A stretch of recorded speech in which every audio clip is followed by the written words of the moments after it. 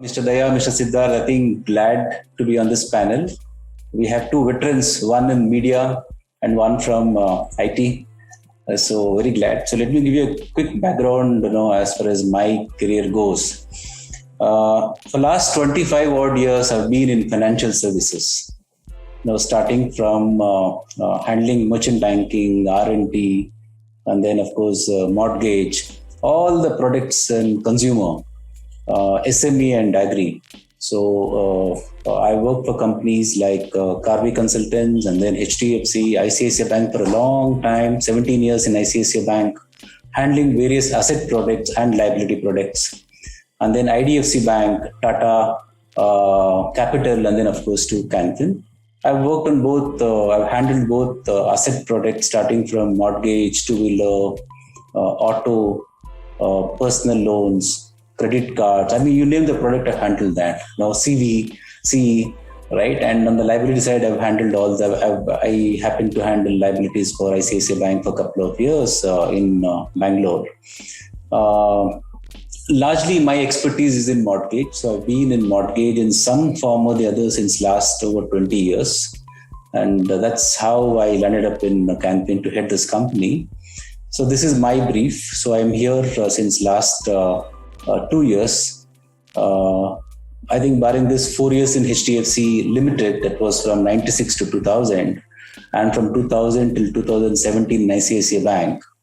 Handled agri, SME, retail products, liabilities, handled gamut of products on both assets and liabilities. And then for a short stint in IDFC Bank, I was heading credit and risk. So I handled all the roles. I handled sales, credit, marketing, risk, business, right? And finally land up here in 2019. So that's a little bit of background about me.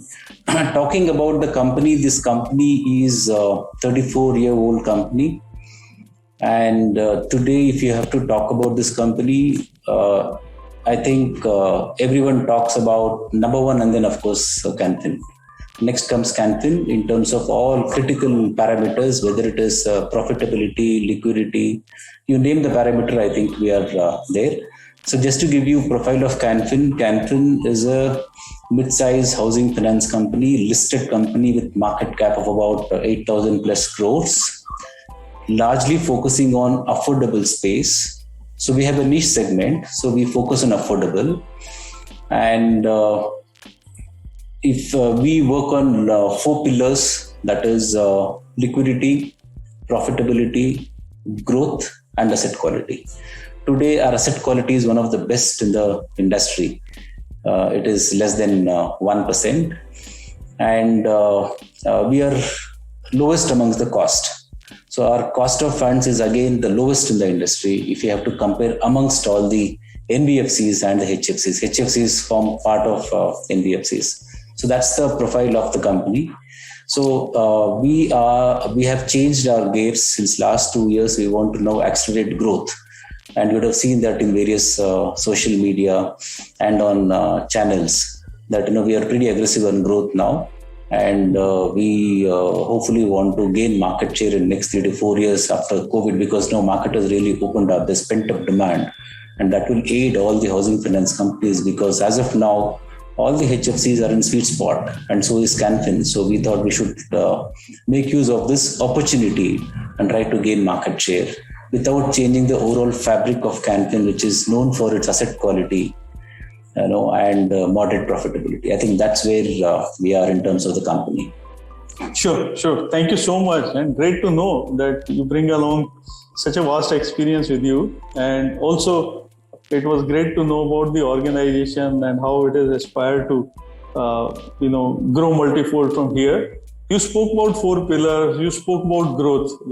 These 2 things, profitability, quality of assets, those things you have spoken about. And I'm sure that given the current economy, where you said that there's a lot of opportunity for all the, companies, I think the heavy thrust is on the, modernization, right? In some sense. And, all this, what you said that your company has been in number one is not possible without the modernization, right? So my question to you, Mr. Girish, is that do you agree that modernization is a necessary component for digital transformation in financial services sector, the sector that you represent? And if yes, what kind of opportunities it may create?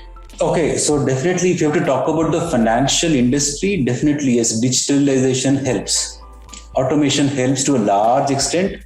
It also helps to HFCs, but of course it will take some time because HFC is a different ball game altogether. If you talk about, for example, short tenure products, let's say like personal loans. So personal loan is a product, where you can probably sanction in 5 minutes without even having meeting the customer. So I'll tell you how it's being done. Now there's a lot of alternate data available in the market. There's a lot of data available, in the system. So what generally one could do is that one could pull bureau, and then they can do a stamping. So for example, bureau has a lot of data, and without getting into data challenges, there is a way how we can collaborate with the bureau, and we can pull out set of customers which could run into lakhs, and there could be an assessment model based on the repayment. For example, let's say there is a person who has got X number of loans paying Y amount of EMI. So based on that, one could judge what is the income depending on the profession, whether someone is into salaried or self-employed. So basis that you can fix a loan amount, you can pre-stamp it, and then you can communicate to the customer saying that you'll be receiving a lot of SMS. You have a pre-approved of 5 lakhs personal loan from so and so bank. So if you're interested, please click on the link. Now how that happens? That happens because at the back end, I think bureau would house a lot of data, a lot of information about customer loan details and repayment track record. Not just that, and also in terms of how frequently customer has changed his or her residence. So you will know everything. So based on that, you can pre-approve, and it just happens. Once that is done, if customer clicks on that, so it's a complete digital journey. If customer clicks on that, it will take you to the website. You have to fill in few details because that company or the bank or the institution would have all the information. It will just give you a consent for that loan amount, and then sign agreement digitally, then give mandate for eNACH, and then the money gets credited to your account within 30 minutes. It can happen even in 20 minutes. If it's a small ticket personal loan or a personal loan, of course, there is a cap. You can't go beyond certain amount. And, there are certain regulations, where within 24 hours, you need to meet the customer. And if the amount goes beyond the threshold, you have to meet the customer for the KYC aspect. But yes, you can always ensure that, you create customer's account in half an hour. So to that extent, what happens is that, you don't need to have you don't need to invest in infrastructure, physical infrastructure. You don't need to have to employ too many people for that. Right? So you can save on human cost, you can save on infrastructure cost, you can save on so many other costs. So I think digital is the way forward. I think without any doubt, there's no doubt at all, but it is a lot more easier for a small ticket loan for a large organization because the investment required in technology is quite huge. So it is eventually, cost benefit, analysis. It has to really help the organization. But yes, digital is the way forward. But for housing finance companies, there could be a pre-qualified, not pre-approval, because you can't take a call on a 20 lakh, 30 lakh, 50 lakh loan. And therefore, it can be pre-qualification subject to meeting certain thresholds. And then, of course, you can complete the process because in mortgage, you will have legal and technical angle, which is not completely digitized. So there is no repository where you can try and access legal information about a particular property. Or same is true with even the valuation, because valuation is so dynamic. Every lane, you have a different valuation, and within the same lane, if it's a corner property, the value is different. So it's very dynamic, right? So we can still geotag, refer to a lot of sub-register data, transaction data, and then try to. I think it's a journey, but without any doubt, I think you have a lot of companies now. All the platform companies, what we call as, you see the valuations. It's going, through the roof. and nobody knows what the actual valuation is. You take Zomato, for example. No one knows. I'm sorry, I will not talk about company specific. You talk about IRCTC or you talk about any platform companies. I think all these companies, there is no reference point for the valuation, and you all know how they are doing. So digital is the future. Digitization is the future. So there is no doubt about it. I think every single company, if they have to leverage and grow faster, they have to invest in technology and move to automation and digitization. Excellent perspective on that. And coming to you, Mr. Siddharth, taking a clue from what Mr. Girish said just now, that looks like that things are pretty different within the financial sector when it comes to financial sector in general versus housing finance that he spoke about. Right? The challenges are pretty much different, right? So, but overall modernization, and if you have perspective on housing finance as well, along with that, happy to hear your views on that.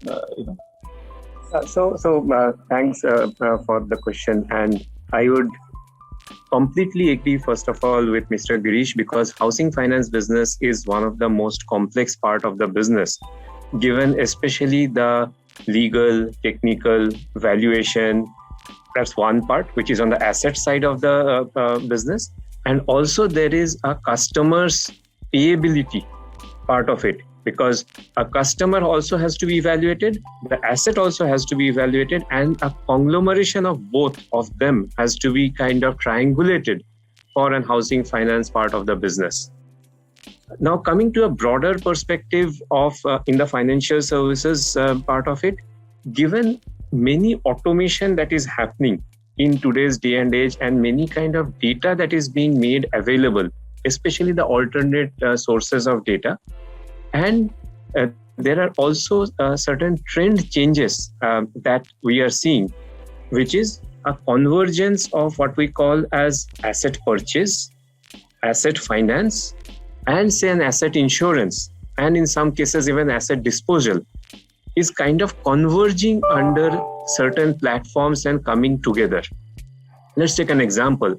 So, and again, Mr. Giri spoke of the platform companies.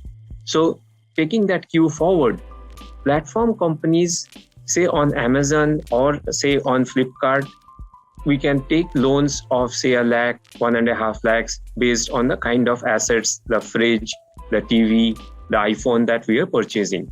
Or say another set of platform companies, like say on the car side of the business or the automobile side of the business, again, we see that there is a convergence and confluence that is happening.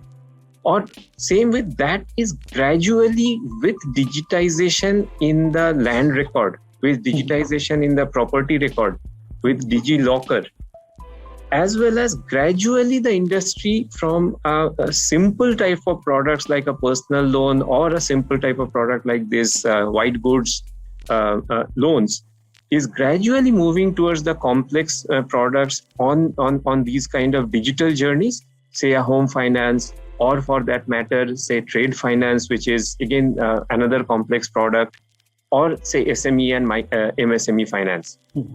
So there is a change that is happening in this industry, and that's something that is really is changing this financial services, and especially the NBFCs are taking a lead in that. Sure. Thank you so much, Mr. Siddharth. So it's kind of, for me, it's an eye-opening, Mr. Girish, that the complexities involved in the housing finance sector per se within the financial sector, right? And thank you so much for sharing your experience on that. This is eye-opening.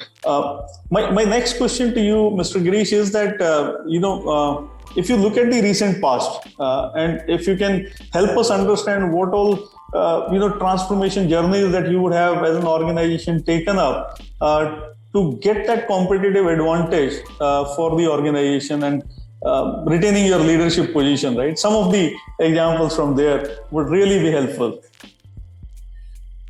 If I have to talk about Can Fin's positioning, so today, on one side you have all the banks, both private and PSUs, so are very aggressive. They have a better reach because they have many branches.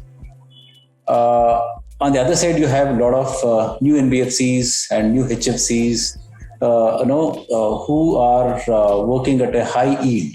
So we are somewhere in between. So we always peg ourselves as somewhere in between the new generation HFCs and of course all the big banks, both private and PSUs. That's predominantly because of the profile what we cater to and the yield at which we build the portfolio. Now, if you look at our yields, it will always be about 150 bips higher than the banks because we don't have liability product. So our source of funds largely depends on market borrowings, bank borrowings, and deposits. We are a deposit accepting company. We don't have liabilities. If you look at banks, they have CASA, current account, and savings account. So CA comes at literally they pay zero interest on current account, and savings account is hardly anything. So they have the cost advantage. Banks have cost advantage. On the other side, you have HFCs and NBFCs, where there is no liability, and therefore they have to predominantly depend on these three sources. It could be market borrowings or bank borrowings, or some of the companies, they accept deposits. And therefore, the cost of funds of HFCs and NBFCs would always be higher compared to the banks. And therefore, they also cater to a different kind, different profile, different geography, and they always try to be better in terms of areas where they can be better. And technology is one such, because with technology, you can definitely improve your TATs, and that's where the value proposition comes in. So if you look at NBFCs, they're much faster. So their TATs are very, very less comparatively, and they would have limited branches in relation to the number of branches which any bank would have. If you talk about the largest bank, they'll have more than 10,000 branches. If you talk about the biggest NBFC, I'm sure it will be less than half of what the largest bank would have in terms of number of branches. So brick and mortar branch, I think, going forward will become history.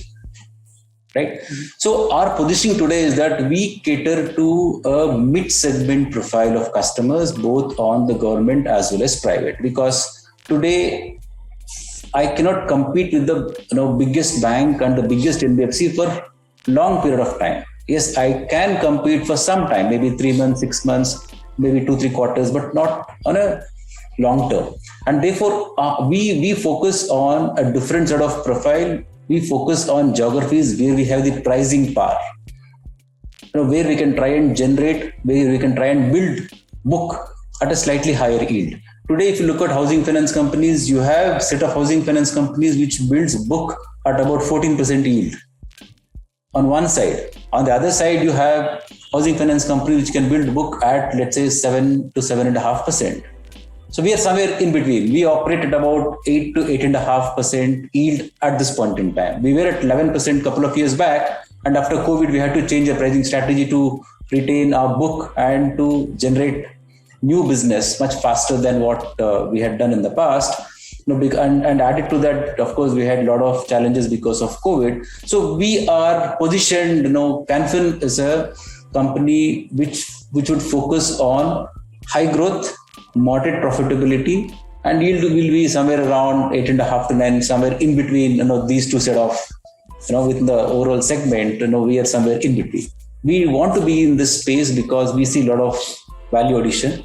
We operate largely in small towns because there we have pricing power. Most of our customers are not tech savvy, so we have a challenge also in terms of educating and getting them up the curve during the entire life cycle of the loan on the digital journey, because they're not tech savvy. Most of our customers, they're not tech savvy. What they would know probably is internet, but nothing beyond that. So applying online and transacting online, we still have journey to cover because the profile is a little different.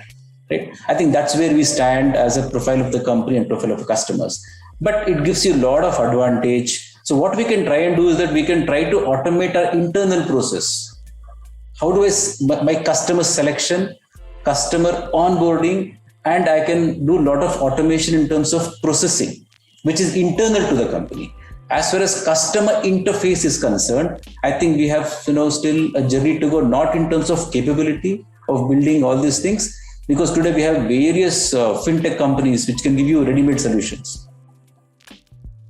But looking at the profile of the company and the customers, I think it takes some time, and that is where we want to be in, because that's how we can cover. We can get into rural, semi-urban areas, focus on small towns, focus on profiles which would not have easy access to banks.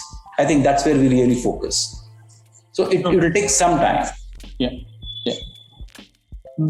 So the two things that I understood, basically, the growth orientation you spoke about, and you also spoke about the customer profiling, right? So and you spoke about customers being not so tech savvy in your case, and especially focusing on areas where you have the kind of customers which are not that tech savvy. Is the one which makes a lot of sense for your organization to find out growth avenues as well as maintain your profitability and the leadership position. All right.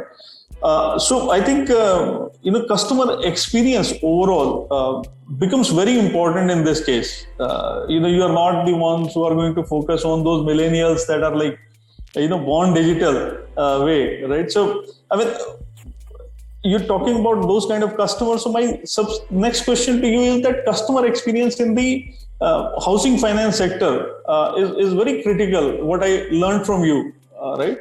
And what strategies have, and especially in your case, where the focus is completely on the kind of different customer profiles that you spoke about. So my question to you is, what strategies have you adopted to focus on this critical success factor to potentially increase the top line for the growth, as well as even help boost overall economy, Yeah. So our focus for next few years would be,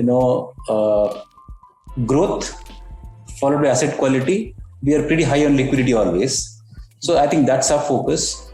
There is an element of digitization automation which we use, as I told you, which is internal to the company, not more to the customer interface, because there would be some challenge at this point in time for us to go 100% digital. A, because of the product, B, because of the profile. Now, also, since last 4-5 quarters, we have changed our pricing strategy.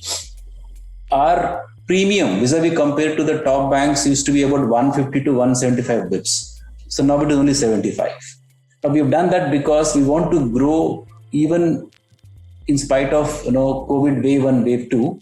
Because when COVID happened, there was a lot of competition and there was flight of book from NBFCs, HFCs to banks.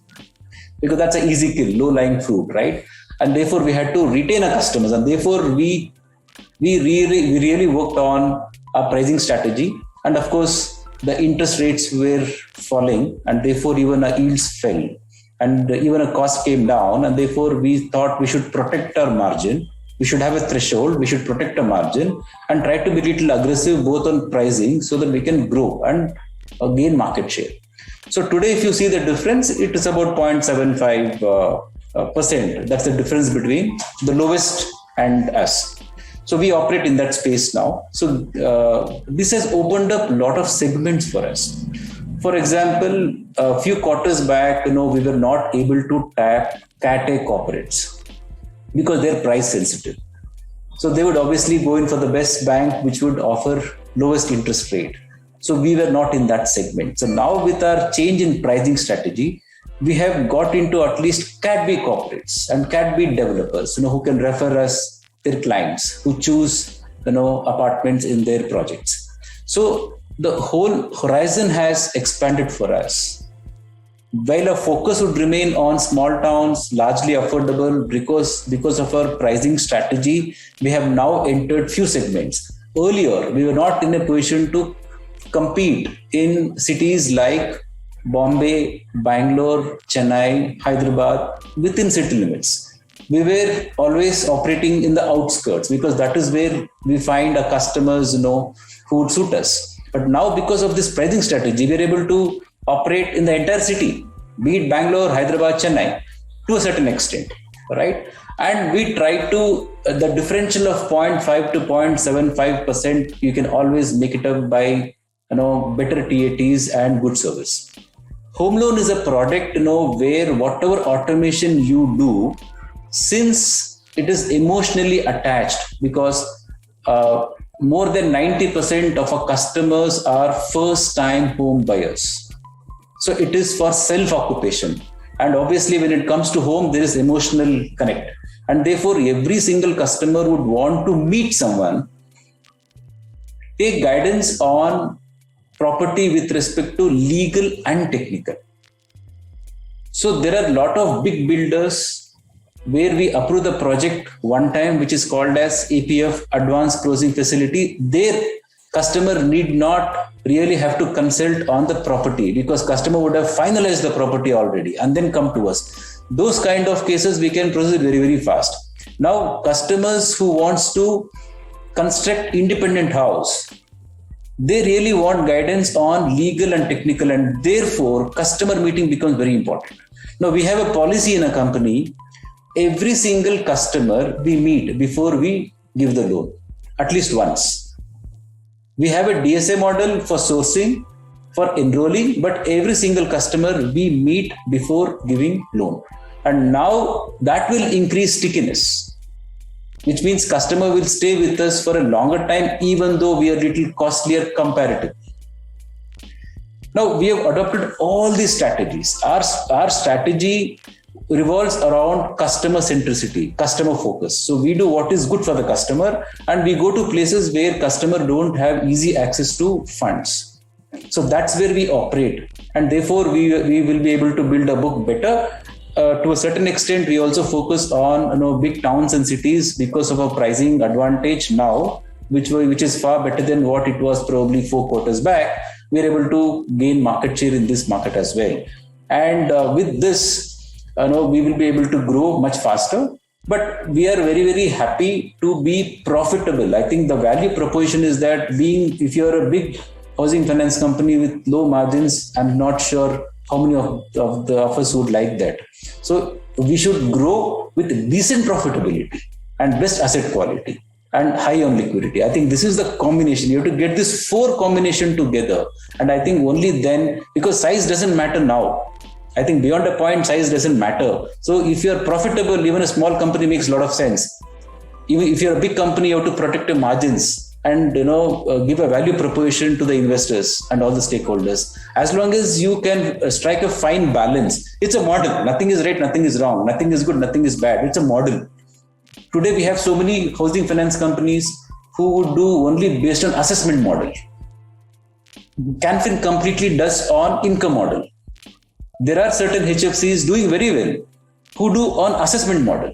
That is, there is no formal income declared. They go meet the customer, they assess what is the income, basis that they take a call and they give loan. There, if you see, NPLs will be upwards of 2%, but they will have margins which will be 5%, 6%. So it makes good strategic sense, business sense to be in the business. So no, you have opportunity in all these segments. So we want to grow in our segment. We don't want to compete with anyone. We compete with banks, we compete with NBFCs and HFCs. But we have our own goal that we need to grow to a certain rate year on year, and we need to be high on profitability and liquidity. So we will manage that. So we don't want to really, because our book size is very small comparatively. But if you talk about the overall enterprise value, I think we are much above the ranking as far as the book is concerned. I think that's where we see value.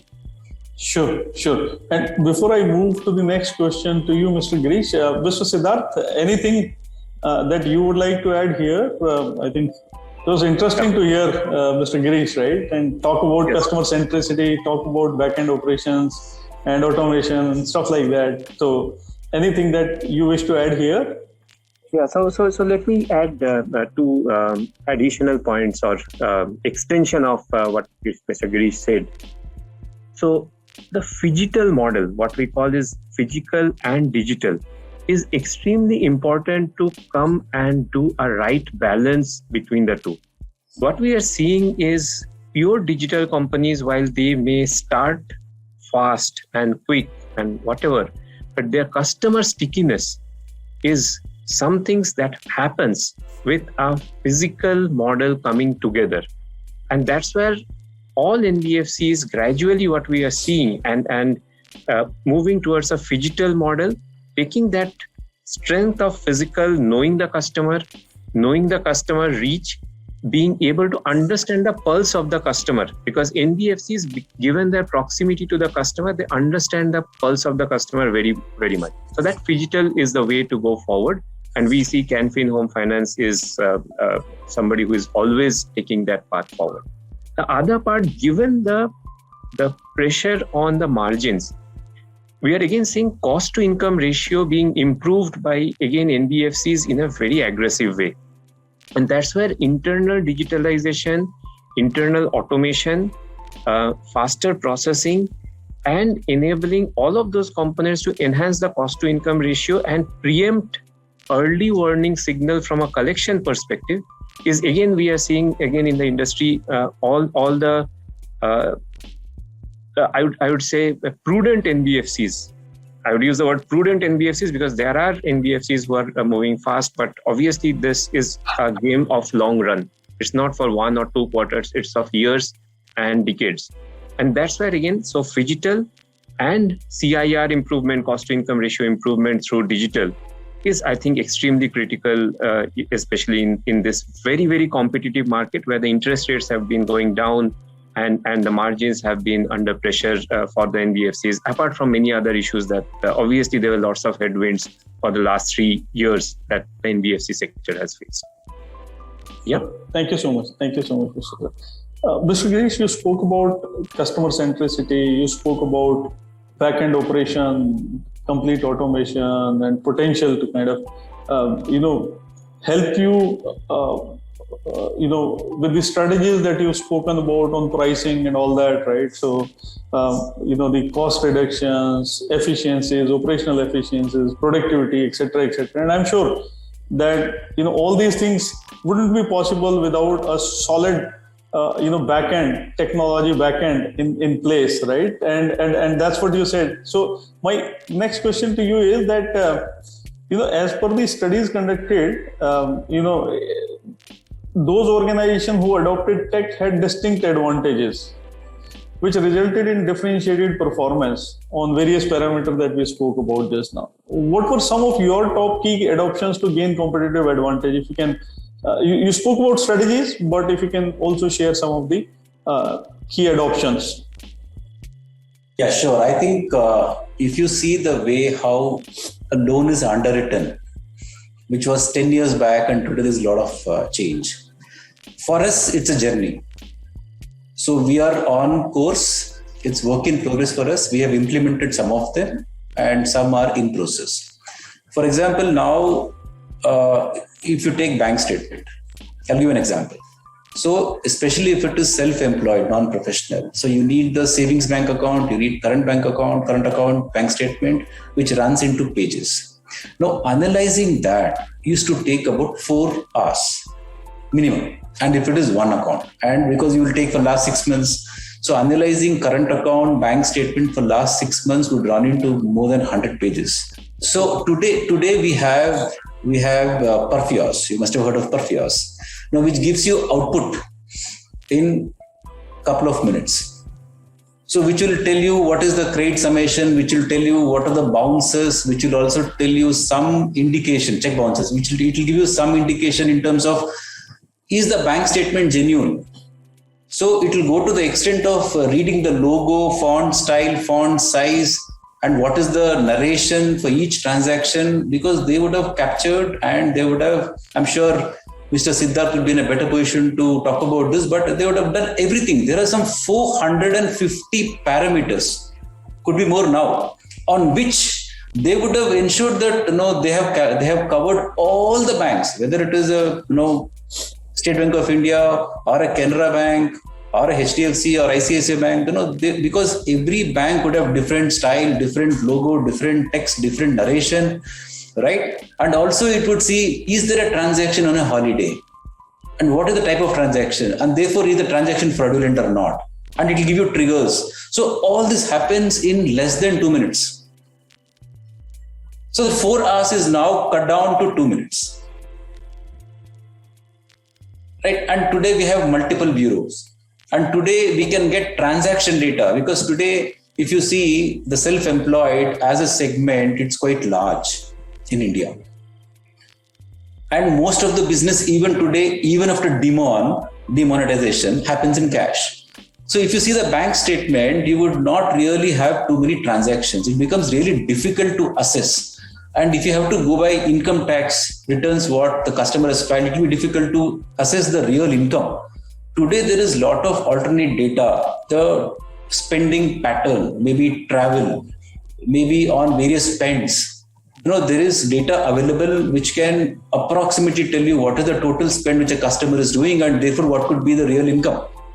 So there are fintech companies, which could help you on this. And today there are so many companies which can give you data readily available. So definitely it is a journey. And today you have Jakota, you have Perfios, you have so many fintech companies which will assist you in this. And you can very easily, so therefore it definitely helps. I think what is required for this, if you talk about financial industry, automation, digitization is the future, no doubt about it. And if you talk about a product like mortgage, which is about 20 lakhs plus ticket size, or let's say a small, if you talk about SME, small ticket SME, which is about 5 crores, 10 crores up to 1 crore, you need to have a blended model. You need to have some checks, you should have automation. So largely automation is to, internal to the company to a certain extent. As far as customer facing is concerned, of course you can automate a lot of collection, activities you can automate. You can automate the onboarding journey. You can source through tab, you can source through smartphone. So all those things can happen. So it's basically a blend of these two, what I feel, because I'll tell you today, the flip side of this is that today there is not even a single company which has achieved 100% digitization. Not even a single company. Maybe a lot of companies, they have reached to a level of 90%, 95%, but not 100%.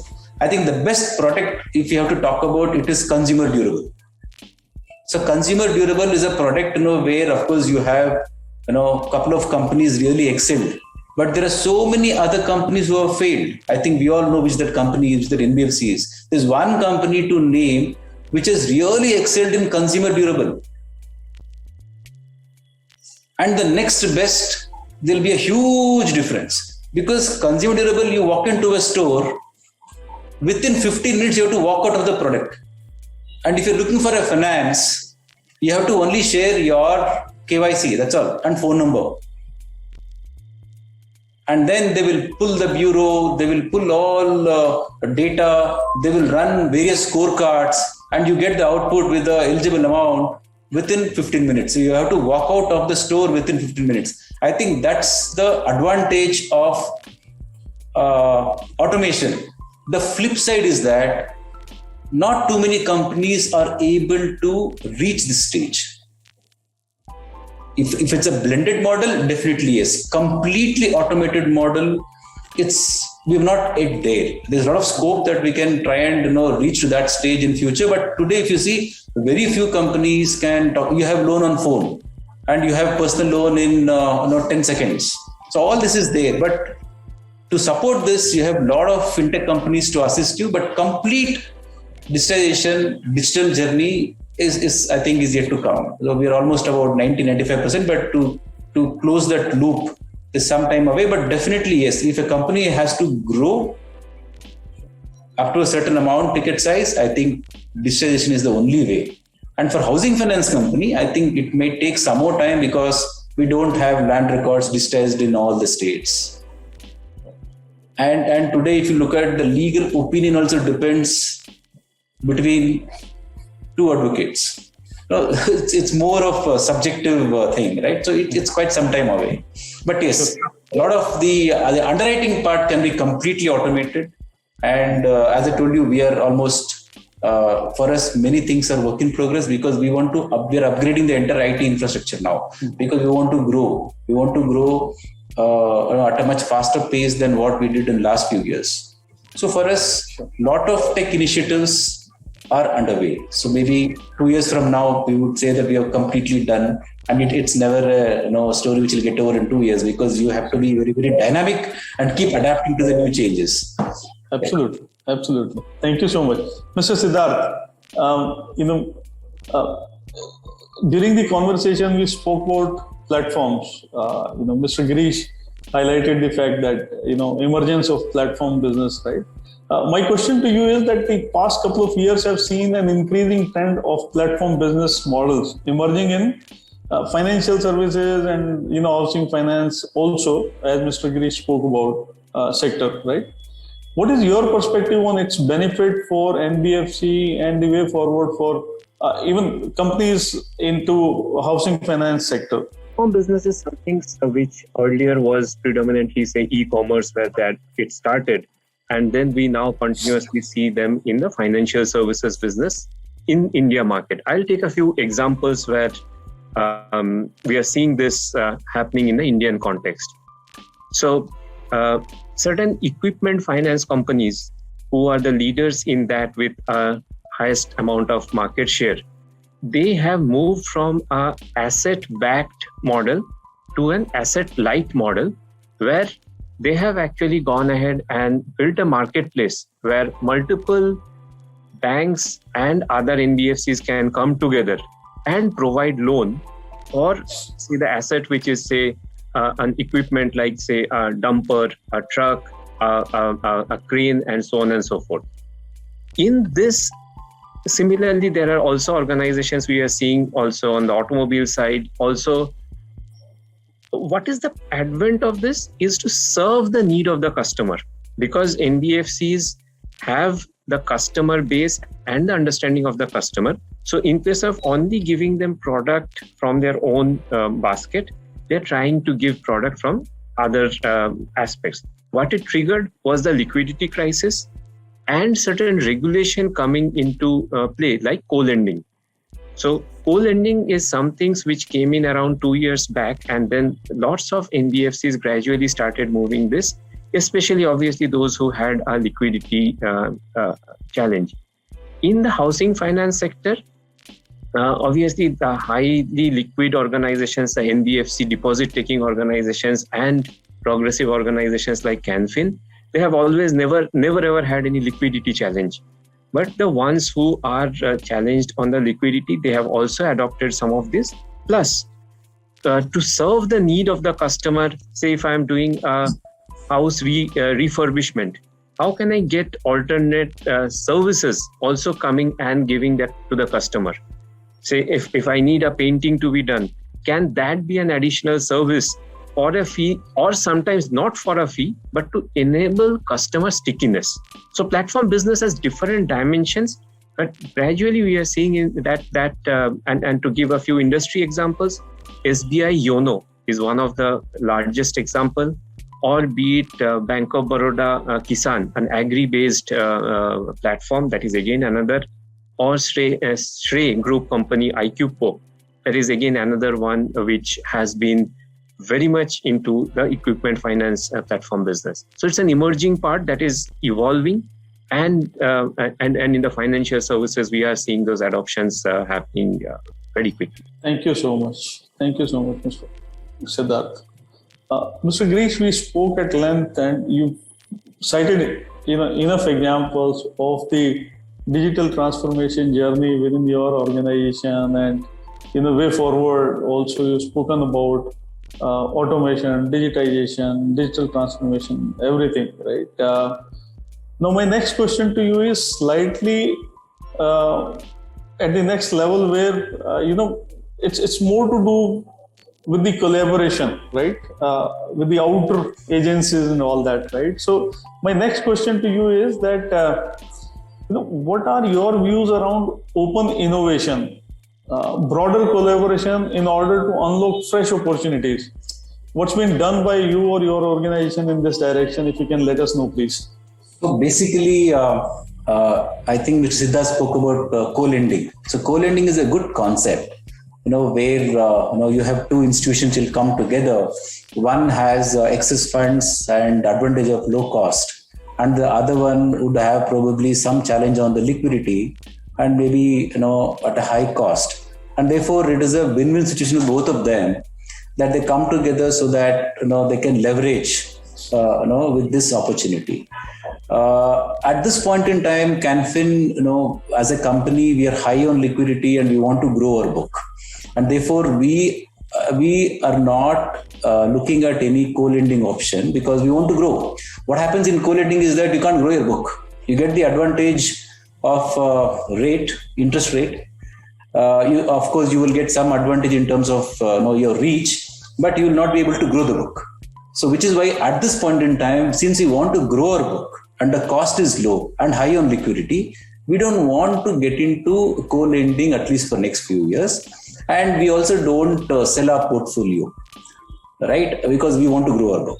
But co-lending as a concept is really very good, and it definitely helps banks which want to grow their book faster, which doesn't have reach, or which want to leverage from some of the smaller HFCs or NBFCs which can collaborate and help in growing the book.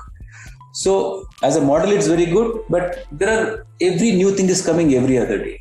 So what was not there 5 years back, and today we have that, right? So if you take, for example, let's say Zomato or Swiggy, right? Now I think people going to restaurant and dining, I think it's come down drastically. And during COVID, you must have seen all these companies, they performed better, right? I think every single company has to be agile and look forward to innovation. It can be in anything, whether it is processing, whether it is collaboration for onboarding customers, whether it is cross-sell, upsell, right? It gives a lot of opportunity. For example, today, in terms of a collaboration, what we do is, when we sell loan, we also help our customers to choose the right insurance option, whether it is general or life.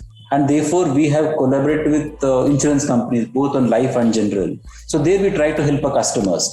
So I think the collaboration as of now is limited to that, right? And what we do is we also try to upsell, cross-sell our products, because we get huge customer base on either side, so that we can try and leverage that. I'm saying going forward, as a customer centricity, if you see, product to customer in India is the lowest. And if you see product to customer, banks vis-a-vis NBFCs, banks would have a better ratio because they have multiple products. A branch manager would have to sell minimum 20 products. Minimum, you name the bank, whether it is private or public, a branch manager will have minimum 20 products to sell, because you have more products, and customer in the entire life cycle would require at least 8 to 10 products, if not more.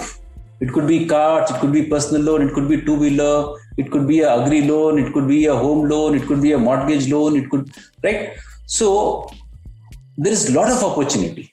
And India as a country, we are emerging in terms of selling more products to a customer. Because when we do that, that can happen only through technology.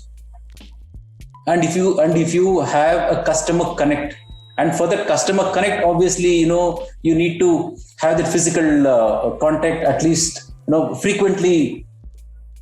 Otherwise, what will happen is that customers can be taken over so easily. Whether it is a bank, whether it is a NBFC, whether it is liability product or a asset product, customers can be taken over very easily. Loans get taken over because today you have everything available, and it's not a rocket science to assess the eligibility of a customer, because you have various fintechs, various tools, various business rule engines to assess, and it can do it in a jiffy. It can do it in 1 minute for you. So what remains is only customer connect and the brand. And brand gets built only because of your good service to the customer, right? So it's very, very important. So customers, any company, whether it is small, mid-size or big companies, irrespective of the product, whether it is asset or liabilities, short-term or long-term, I think should be agile and should adapt to technological changes. And therefore, it's very, very relevant that, we should always look for innovation. Innovation happens every other day. Only thing is, at times we fail to look at it. And when it becomes news, that's when we try to adopt. If you look at Amazon, when they started, they were not good in India. And today you look at Amazon, right? I think people hardly step out. Whether they want to buy furniture, they shop online. right? So I think a lot of things are changing. India as a country is adapting because obviously, we are, of course, decades back when compared to Western countries, but we are catching up very, very fast. So every company has to be open, and even Can Fin is pretty open, to adapt to new technological changes. Yeah, great to learn from what you said is that, there is the open innovation collaboration way forward. You said, yes, that's the way forward, right?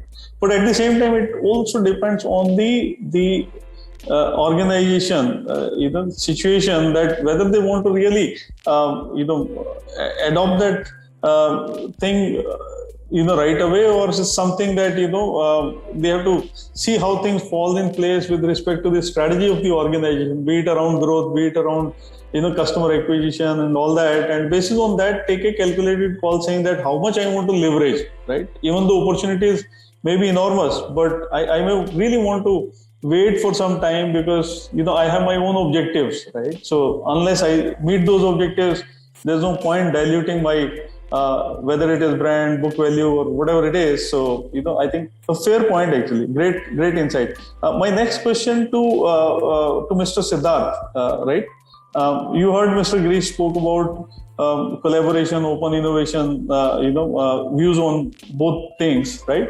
My question to you, Mr. Siddharth, is with the advent of Open Credit Enablement Network, OCEN, and account aggregators, how do you see lending in specific financial and financial services broadly, or maybe home finance, category evolve in Indian market? So I think that's a very good question there. So if we see the entire OCEN and AA, which has been in the regulation came a few years back, and now we are seeing that live with 8 banks already coming on board. It is going to help complex products included, say, home finance, and the simpler products, obviously personal loan and other products, because apart from asset-backed evaluation that we do today, we can also do based on cash flow of the particular customer. So let me again take an example. So somebody who is, say, new to banking, or somebody who is an SME or MSME, given their assets that they have is limited. So that's where their cash flows, their trading components, their bank balances, or even for their investments in mutual fund, insurance, etc., would now be known through the account aggregators. So banks or the lending organizations, apart from leveraging the credit bureau scores, would also now be able to look at the cash flows and other components of the borrowers, and be able to get into loans which was probably earlier risky, but can now be ascertained and evaluated. That's one part. Beyond that, if we look at in OCEN, there are loan service providers, and in AA, there are financial information users and providers, the FIUs and FIPs. They all coming together is something probably in the financial services, I would say, is the Uber era. And why I say so, Aadhaar created one part of the framework, eKYC, CKYC, and all of that.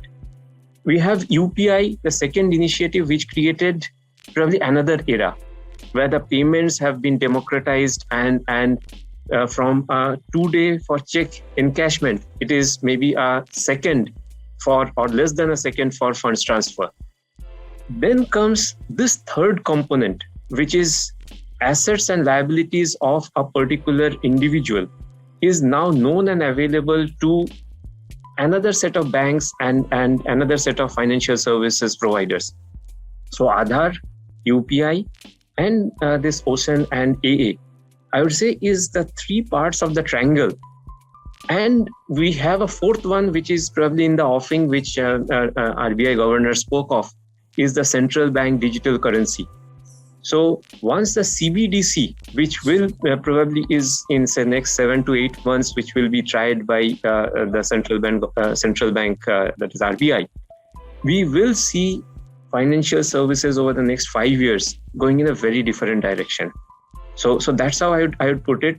AA is I would say the Uber era probably is bringing that in along with the other pivots that is already there and has been there in the market. Sure. Thank you so much. Mr. Girish, slightly different topic now. Basis on what I heard from you, you talk about growth, and that's what your objective for next couple of years, right? To achieve growth. You also mentioned that you are a established leading home finance organization already in your category, right? So that's something, the given fact, right? So which means that the brand reputation is very, very important, right? And there are two things with this digital adoption, digital transformation, which is actually disrupting these large organizations, leaders, in the industry, which is the brand reputation through the cybersecurity risk and data breaches, right? So my question to you is that how are you handling these two parts, which is the cybersecurity part, to ensure that there are no data breaches, hence no adverse impact on the brand perception, brand values? I think it is said there are two types of companies. The first set of companies where the attack has happened, and the second set of companies where the attack is waiting to happen. So I think cyber security is need of the hour, and it's a reality. It's a reality more so in last few years compared to what it was few years back, because technology is improving, and India is a software hub, and therefore it's very, very important. And as far as Can Fin is concerned, we have best talent with us in IT, and we also take help of external consultants to ensure that our data is secured from all the aspects. I'm not a technical person to talk about what all we have done, but you name it, we have completely ensured that our data is protected, and our data is safe, and we work in a safe environment. Whether it is MP, you name the various firewalls, we are on cloud. We have ensured that all data security aspects are taken care. Sure. A lot of companies would probably think the cost of investing in cyber security, because cyber security is something which is very, very important, and that has to be given utmost importance, because we saw it's not only data breach, and there are so many other challenges which will come with this. We saw recently a lot of banks which had to stop certain business because of certain challenges in the it's extremely important that we keep invested technology to enhance and improve business, enhance productivity, improve efficiency on one side. On the other side, the safety aspect, the data is secured. We have to invest in both. Unless we invest in both, because the cost is going to be very high, but that cost is much later than repenting later if there is any maybe ransomware attack or maybe data breach, right? So it also impacts the reputation of the organization. And it's as a company, we have to ensure that data is secure, especially customer data, because customer trusts and then invest with us or avails loan from us. And therefore, as a company, it's a work in progress. We are revamping our IT infrastructure. That revamping is more in terms of taking more load, because we want to grow at a much faster pace. Otherwise, in terms of all safety and security aspect, we have the best talent, best software, best firewalls. We've ensured that that part is taken care, and therefore our investment in IT is obviously on the higher side. Sure. Thank you so much. Mr. Siddharth, you heard Mr. Girish talk about growth, right? So my question to you is, what are the growth strategies being adopted by NBFCs or home finance companies, financial services companies in the new normal? If you can share some thoughts on that. Yeah. So let me put it this way. Last around 8 quarters has been quite tough for the NBFCs overall. Now that headwind all the NBFCs, I would say, as a sector, has taken on their stride. So that headwind of be it liquidity crisis, be it pandemic, be it inability to meet customers, or for that matter, a downturn in the housing sector around 6 quarters back. All of those aspects, while those were the headwinds, I would say the NBFCs have taken it on their stride. Now, they have converted that challenge to opportunity, and really that tailwind is now propelling growth for the NBFCs and HFCs in particular. So the strategies that what we are seeing is, first of all, they have made themselves nimble. They have made themselves agile. They have made themselves responding to market in a much more faster way. Also, in parallel, they have reduced their fixed cost. So what they have done is they have reduced their fixed cost over this period of time and become much more market savvy, and I have made them nimble. So that tailwind is now, when they're going for this growth, which is driven by, again, affordable housing. We know that is a growing sector. The housing registrations has again gone up over the last 4 to 5 quarters after various initiatives by the government on stamp duty, registration related reductions. And the adoption of technology that they have done is now a curve which is, the cost is flat, but the growth is on an upswing. So what this is going to give is an excellent valuation for each one of those companies by adopting technology, by having a greater reach and understanding the customer in a much more, I would say, intimate way, is what all the NBFCs and HFCs have done. And to put things in perspective, as IBM, we are working with many of the HFCs and NBFCs in this journey, in either their cost reduction on one side or on this growth trajectory, which is, as I said earlier, in a phygital way to reach out and drive that growth. So that's how it is. Yeah. Thank you so much. Thank you. My last question to you, we are almost running towards the end of the discussion now. So my last question to you, Mr. Girish, is that, with respect to your sector, what are the key challenges that you are seeing currently being faced?